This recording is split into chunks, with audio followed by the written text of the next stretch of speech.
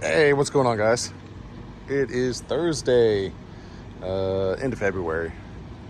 We're painting, or we're prepping for paint, but we're gonna get that knocked out this weekend.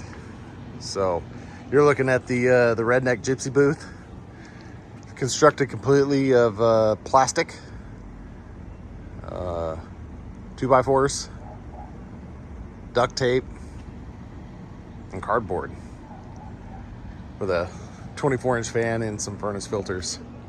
So we got real fancy with it though.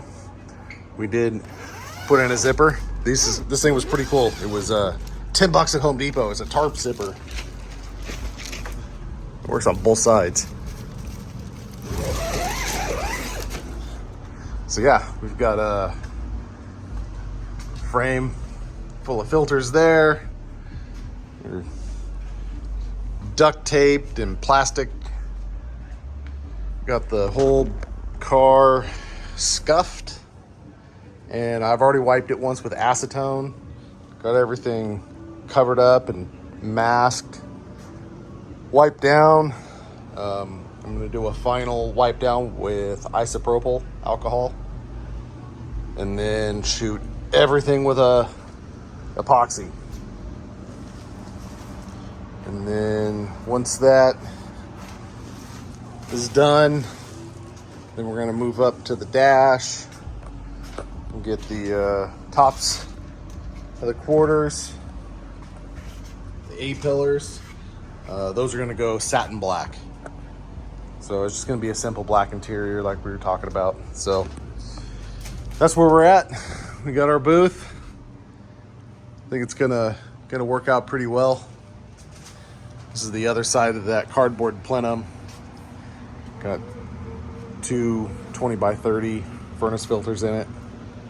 Got 3 on the intake side, but still quite a bit of negative pressure with this this fan on low. So, all right, guys. Well, have a good weekend, and I'll update you in another day or 2 or 3 on how it comes out. So yeah. Well, we've magically teleported to another day. It is Friday, February 28th. So today we got the rest of the epoxy down. So we're curing from that right now. Got it done about an hour and a half ago. And we got black epoxy on everything. It's amazing how much nicer that makes it look.